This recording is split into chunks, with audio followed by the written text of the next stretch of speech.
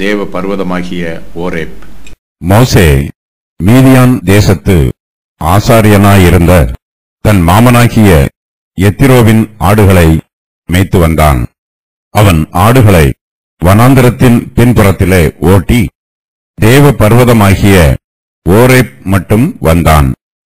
அங்கே கர்த்தருடைய தூதனானவர் ஒரு முட்செடியின் நடுவிலிருந்து உண்டான அக்கினி ஜுவாலையிலே நின்று அவனுக்கு தரிசனமானார்.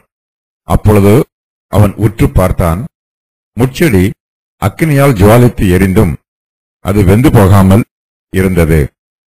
அப்பொழுது மோசே, இந்த முட்செடி வெந்து போகாதிருக்கிறது என்ன? நான் கிட்ட போய் இந்த அற்புத காட்சியை பார்ப்பேன் என்றான். அவன் பார்க்கும்படி கிட்ட வருகிறதை கர்த்தர் கண்டார்.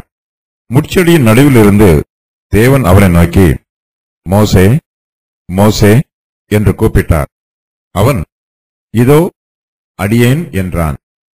அப்பொழுது அவர், இங்கே கிட்டிச் சேராயாக, உன் கால்களில் இருக்கிற பாதரட்சையை கழற்றி போடு, நீ நிற்கிற இடம் பரிசுத்த பூமி என்றார். பின்னும் அவர், நான் ஆபிரகாமின் தேவனும் ஈசாக்கின் தேவனும் யாக்கோபின் தேவனுமாகிய உன் பிதாக்களுடைய தேவனாய் இருக்கிறேன் என்றார். மோசே தேவனை நோக்கி பார்க்க பயந்ததினால் தன் முகத்தை மூடிக்கொண்டான். மோசேயின் ஜீவிய சரித்திரம் 3 பகுதிகளாக பிரிக்கப்பட்டிருக்கிறது. ஒவ்வொரு பகுதியிலும் 40 வருஷங்கள் வருகிறது. மோசே தன்னுடைய முதலாவது 40 வருஷ காலத்தில் எகிப்து தேசத்தில் பார்வோனுடைய அரண்மனையில் ஒரு பிரபுவாக இருக்கிறார். மோசே தன்னுடைய இரண்டாவது 40 வருஷ காலத்தில் மீதியான் தேசத்திலே ஆடுகளை மேய்க்கிற மேய்ப்பராய் இருக்கிறார். அவர் தன்னுடைய மூன்றாவது 40 வருஷ காலத்தில் யெஷூரனுக்கு ராஜாவாய் இருக்கிறார். தேவனாகிய கர்த்தர் மோசேயை நோக்கி, நீ இஸ்ரவேல் புத்திரராகிய என் ஜனத்தை எகிப்திலிருந்து அழைத்து வரும்படி உன்னை பார்வோனிடத்திற்கு அனுப்புவேன் வா என்று சொல்லும்போது மோசேயின் இரண்டாவது 40 வருஷ ஜீவிய சரித்திரம் முடிவு பெறுகிறது. கர்த்தர் தம்முடைய ஊழியக்காரர்களை ஊழியத்திற்கு அழைக்கும் முன்பாகவே தம்முடைய ஊழியத்தை செய்வதற்கு அவர்களுக்கு பயிற்சி கொடுக்கிறார். ஊழியக்காரர்களுக்கு கர்த்தருடைய சமூகத்திலிருந்து கிடைக்கும் பயிற்சிகள் மிகவும் விசேஷமானவை. அவை கர்த்தருடைய கிருபையினால் அவருடைய ஊழியக்காரர்களுக்கு கிடைக்கிறது. மோசே மீதியான் தேசத்து ஆசாரியனாய் இருந்த தன் மாமனாகிய எத்திரோவின் ஆடுகளை மேய்த்து வருகிறார். மோசே ஆடுகளை வனாந்திரத்தின் பின்புறத்திலே ஓட்டி தேவ பர்வதமாகிய ஓரேப் மட்டும் வருகிறார். வனாந்திரத்தின் பின்புறம் என்பது வனாந்திரத்தின் மேற்கு பகுதியை குறிக்கும். இது விளைச்சல் மிகுந்த பூமி. மேய்ப்பர்கள் தங்கள் மந்தைகளை இதுபோன்ற விளைச்சல் நிலங்களுக்கு ஓட்டிச் சென்று மேய்ப்பார்கள். மேய்ப்பர்கள் தங்கள் வீட்டை விட்டு வெளியேறினால் சில சமயங்களில் பல மாதங்கள் கழித்தே வீட்டிற்கு திரும்பி வருவார்கள். பரிசுத்த வேதாகமத்தில் ஒரு சில பரிசுத்த பர்வதங்களை பற்றி சொல்லப்பட்டிருக்கிறது. அதன் விவரம் வருமாறு: சீனாய் மலை, ஓரேப் மலை. சீனாய் ஒரு வனாந்தரமாகவும் 37 இடங்களில் ஒரு பர்வதமாகவும் கூறப்பட்டிருக்கிறது. அதுபோலவே இதே வனாந்தரமும் இதே பர்வதமும் ஓரேப் என்றும் 17 இடங்களில் அழைக்கப்பட்டிருக்கிறது.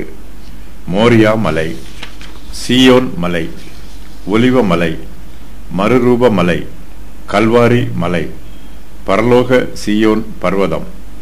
ஆடுகளை மேய்ப்பது மோசேயை பொறுத்தளவில் மிகவும் தாழ்மையான வேலை. அவர் எகிப்து தேசத்திலே உயர்ந்த கல்வி பெற்றவர். ஒரு தேசத்தை ஆளுகை செய்யும் அளவுக்கு மோசே பயிற்சி பெற்றிருக்கிறார். ஆனால் கர்த்தரோ மோசேக்கு ஆடுகளை மேய்க்கும் வேலையை கொடுத்திருக்கிறார். மோசே எந்த வேலையையும் செய்ய ஆயத்தமாய் இருக்கிறார். அவர் எகிப்து தேசத்தில் இருந்தபோது பார்வோன் அவரை கொலை செய்ய வகை தேடினார். மோசே மரணத்திற்கு தப்பித்து மீதியான் தேசத்திற்கு வந்திருக்கிறார். அவர் எகிப்து தேசத்திலேயே இருந்திருந்தால் அவருடைய உயர்ந்த படிப்போ அல்லது அவருடைய ராஜாங்க பயிற்சிகளோ அவரை பாதுகாத்திருக்காது. மோசே இப்போது மீதியான் தேசத்தில் 40 வருஷங்களாக ஆடுகளை மேய்த்து கொண்டிருக்கிறார். இது மிகவும் எளிமையான வேலை. மோசே இந்த தேசத்தில் தனிமையாக இருந்தாலும் அவர் கர்த்தரோடு நெருங்கிய ஐக்கியத்தில் இருக்கிறார். மோசேயை போலவே நாமும் கர்த்தர் நமக்கு கொடுக்கும் வேலைகளை உண்மையாய் செய்ய வேண்டும்.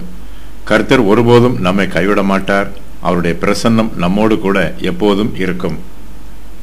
மோசே எகிப்து தேசத்தில் பார்வோனுடைய அரண்மனையில் இருந்த 40 வருஷ காலத்தில் அவரால் கர்த்தரோடு ஐக்கியமாய் இருக்க முடியவில்லை. மோசே எகிப்து தேசத்திலே கர்த்தருடைய பிரசன்னத்தை உணரவில்லை. அவர் இப்போது மீதியான் தேசத்தின் வனாந்திரத்தில் இருக்கிறார். மோசே இங்கு இருந்த 40 வருஷ காலத்தில் கர்த்தரிடத்தில் நெருங்கிய ஐக்கியத்தில் இருக்கிறார். அவர் ஒவ்வொரு நாளும் கர்த்தருடைய பிரசன்னத்தை உணர்ந்து ஜீவிக்கிறார். மோசே ஆடுகளை வனாந்திரத்தின் பின்புறத்திலே ஓட்டிக்கொண்டு போகிறார். அங்கே அவர் தேவ பர்வதமாகிய ஓரேப் மட்டும் வருகிறார். அப்போது அங்கே கர்த்தருடைய தூதனானவர் ஒரு முட்செடியின் நடுவிலிருந்து உண்டான அக்கினி ஜுவாலையிலே நின்று மோசேக்கு தரிசனமாகிறார். அப்பொழுது மோசே உற்று பார்க்கிறார். முட்செடி அக்கினியினால் ஜுவாலித்து எரிந்தும் அது வெந்து போகாமல் இருக்கிறது. தேவன் தாமே கர்த்தருடைய தூதனானவர் என்று இங்கு அழைக்கப்பட்டிருக்கிறார். முட்செடி அக்கினியினால் ஜுவாலித்து எரிந்தும் அது வெந்து போகாமல் இருக்கிறது. முட்செடி எரிகிறது, ஆனால் அது வெந்து போகவில்லை. எரியும் அக்கினி சூளையிலிருந்து தேவன் 3 எபிரேய வாலிபர்களை பாதுகாத்தார். அதே தேவன் இங்கு முட்செடியை வெந்து போகாமல் பாதுகாக்கிறார். கடைசி காலத்தில் இந்த பூமி அக்கினியினால் புதுப்பிக்கப்படும். அப்போது பூமியும் அதிலுள்ள ஜனமும் வெந்து போகாதவாறு தேவன் அவர்களை பாதுகாப்பார். எரிகிற முட்செடியில் அதிசயம் எதுவும் இல்லை. எல்லா முட்செடியும் எரியும். ஆனால் இந்த முட்செடியோ மிகவும் விசேஷமாயிருக்கிறது. இந்த முட்செடி அக்கினியால் ஜுவாலித்து எரிந்தும் அது வெந்து போகாமல் இருக்கிறது. பொதுவாக முட்செடி அக்கினியினால் ஜுவாலித்து எரியும் போது அது வெந்து போகும். இது இயற்கையின் பிரமாணம். ஆனால் இந்த முட்செடி வெந்து போகாமல் இருப்பது மோசேக்கு மிகவும் ஆச்சரியமாயிருக்கிறது. முட்செடியின் கீழே உள்ள பூமியிலிருந்து அக்கினி உற்பத்தியாகவில்லை. வானத்திலிருந்து அக்கினி கீழே இறங்கி அந்த முட்செடியை ஜுவாலித்து எரிய பண்ணவில்லை. ஆனால் அந்த முட்செடி அக்கினியால் ஜுவாலித்து எரிகிறது. அது வெந்து போகாமலும் இருக்கிறது. இது தேவனுடைய தெய்வீக பிரசன்னத்திற்கும் அவருடைய மகிமைக்கும் அடையாளமாயிருக்கிறது. கர்த்தருடைய தெய்வீக பிரசன்னமும் அவருடைய மகிமையும் முட்செடியின் நடுவிலிருந்து வெளிப்படுகிறது. கர்த்தருடைய தூதனானவர் அக்கினி ஜுவாலையிலே நின்று மோசேக்கு தரிசனமாகிறார். மோசே அக்கினி ஜுவாலையால் எரியும் முட்செடியை பார்க்கிறார். இஸ்ரவேல் புத்திரர் எகிப்து தேசத்திலிருந்து விடுவிக்கப்படுவார்கள் என்று கர்த்தர் ஆபிரகாமுக்கு வாக்கு பண்ணிய போது ஆபிரகாம் அக்கினி ஜுவாலையை பார்த்தார். இந்த ஜுவாலை சந்தோஷத்தின் வெளிச்சத்திற்கு அடையாளமாய் இருக்கிறது. இஸ்ரவேல் ஜனத்தாருக்கு மீட்பு வரப்போகிறது என்பதை இந்த ஜுவாலையின் வெளிச்சம் உறுதி பண்ணுகிறது. சூரியன் அஸ்தமித்து காரிருள் உண்டான பின்பு இதோ புகைகிற சூளையும் அந்த துண்டங்களின் நடுவே கடந்து போகிற அக்கினி ஜுவாலையும் தோன்றின. ஆதியாகமம் 15:17.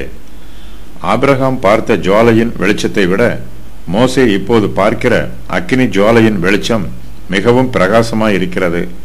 வனாந்திரத்திலே மிகவும் உயரமான கேதுரு மரங்கள் உள்ளன. அப்படிப்பட்ட கேதுரு மரங்களில் எதுவும் இங்கு எரியவில்லை. ஒரு சாதாரண முட்செடியின் நடுவிலிருந்து அக்கினி ஜுவாலை உண்டாயிருக்கிறது. கர்த்தருடைய மகிமை மிகவும் பெரியது. அவர் தம்மை சாதாரண முட்செடியில் வெளிப்படுத்துகிறார். முட்செடி அக்கினியால் ஜுவாலித்து எரிகிறது, ஆனால் அது வெந்து போகாமல் இருக்கிறது. இதை பார்க்கும்போது மோசேக்கு மிகவும் ஆச்சரியமாய் இருக்கிறது. அப்பொழுது மோசே, இந்த முட்செடி வெந்து போகாமல் இருக்கிறது என்ன? நான் கிட்ட போய் இந்த அற்புத காட்சியை பார்ப்பேன் என்று தனக்குள்ளே சொல்லிக் கொள்கிறார். மோசே அந்த அற்புத காட்சியை பார்க்கும்படி கிட்ட வருகிறதை கர்த்தர் காண்கிறார். முட்செடியின் நடுவில் இருந்து தேவன் மோசேயை நோக்கி மோசே மோசே என்று கூப்பிடுகிறார்.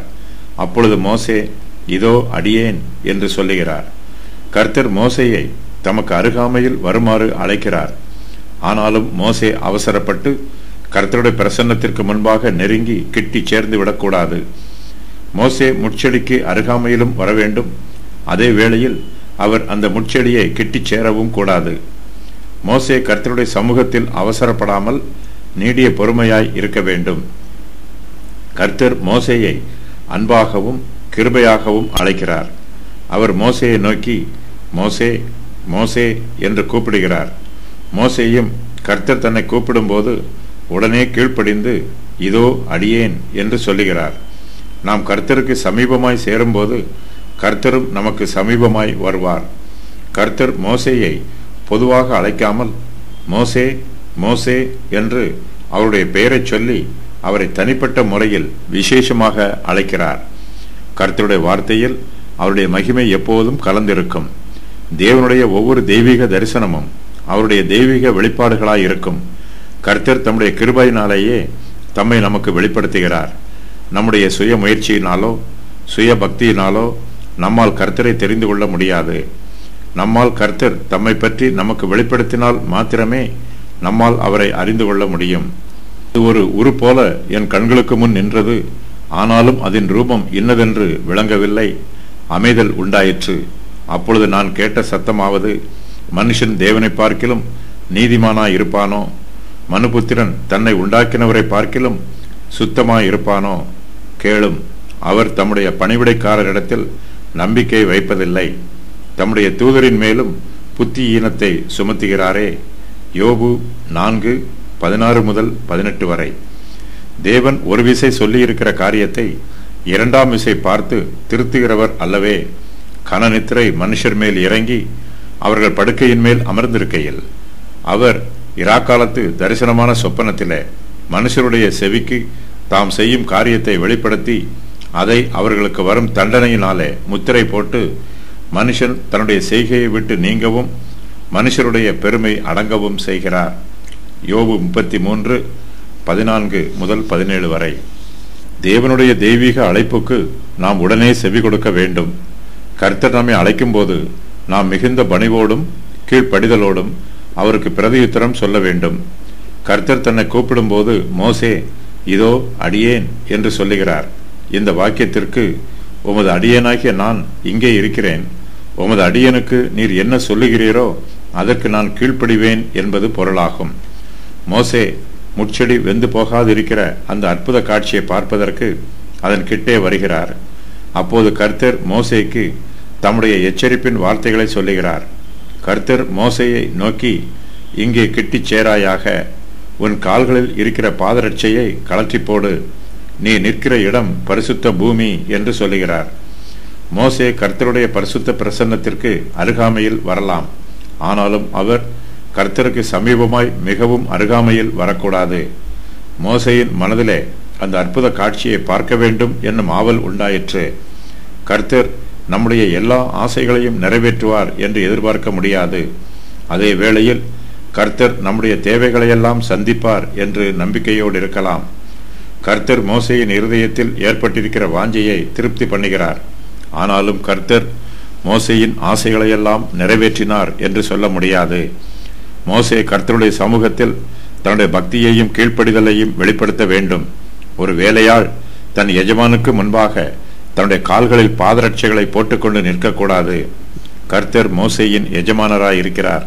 மோசே கர்த்தருடைய அடியானாய் இருக்கிறார். மோசே கர்த்தருக்கு முன்பாக தன்னுடைய பணிவை வெளிப்படுத்த வேண்டும். மோசே தன்னை கர்த்தருடைய அடியானாகவும் ஊழியக்காரனாகவும் உறுதி பண்ண வேண்டும். இதற்காக கர்த்தர் மோசேயை நோக்கி, உன் கால்களில் இருக்கிற பாதரட்சையை கழற்றி போடு என்று சொல்லுகிறார். பாதரட்சைகளை கழற்றி போடுவது பிறருக்கு மரியாதை காண்பிப்பதற்கும் அவர்களுக்கு கீழ்ப்படிவதற்கும் அடையாளம். கர்த்தருடைய பரிசுத்த பிரசன்னம் அந்த பூமியில் காணப்படுகிறது. ஆகையினால் மோசே நிற்கிற இடம் பரிசுத்த பூமியாய் இருக்கிறது. கர்த்தர் எந்த ஸ்தலத்தில் தம்மை வெளிப்படுத்தினாலும் அந்த ஸ்தலம் கர்த்தருடைய பரிசுத்த ஸ்தலமாய் இருக்கும். உன் கால்களில் இருக்கிற பாதரட்சையை கழற்றி போடு என்பது மரியாதையை குறிக்கும் அடையாளம். கிழக்கு தேசத்தார் வீடுகளிலும் ஆராதனை ஸ்தலங்களிலும் பாதரட்சைகளை அணிவதில்லை. பாவத்தில் நடக்கும்போது உண்டாகும் எல்லா அசுத்தங்களையும் வெளியே போட்டு விடுவது என்பது இதன் அடையாள அர்த்தமாகும். கர்த்தர் தம்முடைய தெய்வீக கிருபையினால் தம்முடைய பரிசுத்த நாமத்தை மோசேக்கு சொல்லுகிறார். கர்த்தர் மோசேயை நோக்கி, நான் ஆபிரகாமின் தேவனும் ஈசாக்கின் தேவனும் யாக்கோபின் தேவனுமாகிய உன் பிதாக்களுடைய தேவனாய் இருக்கிறேன் என்று தம்முடைய நாமத்தை சொல்லுகிறார். இந்த நாமத்தையே கர்த்தர் ஆபிரகாமுக்கு வெளிப்படுத்தினார். நான் ஆபிரகாமின் தேவனும் ஈசாக்கின் தேவனும் யாக்கோபின் தேவனுமாகிய உன் பிதாக்களுடைய தேவனாய் இருக்கிறேன் என்று கர்த்தர் தம்மை பற்றி வெளிப்படுத்துகிறார். உன் பிதாக்கள் என்பது அம்ராமை குறிக்கும். மூலைய எபிரேய சுவடிகளில் உன் பிதா என்று ஒருமையில் கூறப்பட்டிருக்கிறது. இயேசு கிறிஸ்து இந்த வாக்கியத்தை மத்தேயு 22:31-32 ஆகிய வசனங்களில் மேற்கோளாக கூறியிருக்கிறார். ஆபிரகாம், ஈசாக்கு, யாக்கோபு ஆகியோர் உயிர்த்தெழுதலின் நாளிலே உயிர்த்தெழுவார்கள். ஒருவர் மரிக்கும்போது அவருடைய சரீரம் மட்டுமே மரிக்கிறது, அவருடைய ஆவியும் ஆத்துமாவும் மரிப்பதில்லை. மரித்து போன அந்த சரீரம் உயிர்த்தெழுதலின் நாளில் உயிர்த்தெழும். மோசே தேவனை நோக்கி பார்க்க பயந்ததினால் அவர் தன் முகத்தை மூடிக்கொள்கிறார். இதே மோசே ஒரு சமயம் தேவனுடைய மகிமை முழுவதையும் காண வேண்டும் என்று விரும்பினார். ஒருவன் தேவனை பார்த்துவிட்டால் அவன் மரித்து போவான் என்பது யூதருடைய பூர்வகாலத்து நம்பிக்கை. ஆபிரகாம் மரித்து போனார். ஆனாலும் தேவனாகிய கர்த்தர் இன்னும் ஆபிரகாமின் தேவனாய் இருக்கிறார். கர்த்தர் தம்முடைய நாமத்தை மோசேக்கு சொல்லும்போது, நான் உன் பிதாக்களுடைய தேவனாய் இருக்கிறேன் என்று சொல்லுகிறார். மோசேயின் பிதாக்கள் மரித்து போனாலும் தேவன் ஜீவன் உள்ளவராய் இருக்கிறார். கர்த்தர் ஆபிரகாமின் தேவனாக இருக்கிறார். ஆபிரகாமுடைய சரீரம் மரித்து போனாலும் அவருடைய ஆத்மா இன்னும் ஜீவனோடு இருக்கிறது. கர்த்தர் ஆபிரகாமின் ஆத்மாவோடு இன்னும் ஐக்கியமாய் இருக்கிறார். இதனால் ஆபிரகாமின் ஆத்மா கர்த்தருக்குள் பரிபூரணமாக சந்தோஷப்படுகிறது. ஆபிரகாம் மறுபடியும் தன்னுடைய சரீரத்திலே கர்த்தர் நியமிக்கும் காலத்தில் வெளிப்படுவார். கர்த்தர் தம்மை ஆபிரகாமின் தேவனும் ஈசாக்கின் தேவனும் யாக்கோபின் தேவனுமாய் இருக்கிறேன் என்று சொல்லும்போது அவர் இஸ்ரவேலின் முற்பிதாக்களோடு செய்து கொண்ட தம்முடைய உடன்படிக்கையை நினைவு கூறுகிறார். தேவன் அவர்கள் பெருமூச்சை கேட்டு தாம் ஆபிரகாமோடும் ஈசாக்கோடும் யாக்கோபோடும் செய்த உடன்படிக்கையை நினைவு கூர்ந்தார். யாத்திராகமம் 2:24. கர்த்தர் மோசேயினிடத்தில் தம்முடைய பரிசுத்த நாமத்தை சொல்லும்போது மோசே தேவனை நோக்கி பார்க்க பயப்படுகிறார். ஆகையினால் அவர் தன் முகத்தை மூடிக்கொள்கிறார். மோசே கர்த்தரை நோக்கி பார்க்க பயப்படுவதோடு வெட்கப்படவும் செய்கிறார். கர்த்தருடைய சமூகத்திற்கு முன்பாக நிற்கும்போது மோசேயின் மனதில் பயமும் வெட்கமும் அவமானமும் உண்டாயிற்று. முட்செடி அக்கினியினால் ஜுவாலித்து எரிந்தும் அது வெந்து போகாமல் இருப்பதை பார்த்து மோசே பயப்படவில்லை. ஆனால் அந்த முட்செடியின் நடுவிலிருந்து கர்த்தர் தம்மை வெளிப்படுத்தும் போது மோசேக்கு பயம் உண்டாயிற்று. நாம் கர்த்தருடைய சமூகத்தில் வந்து நிற்கும்போது மோசேயை போல பயபக்தியோடு நிற்க வேண்டும்.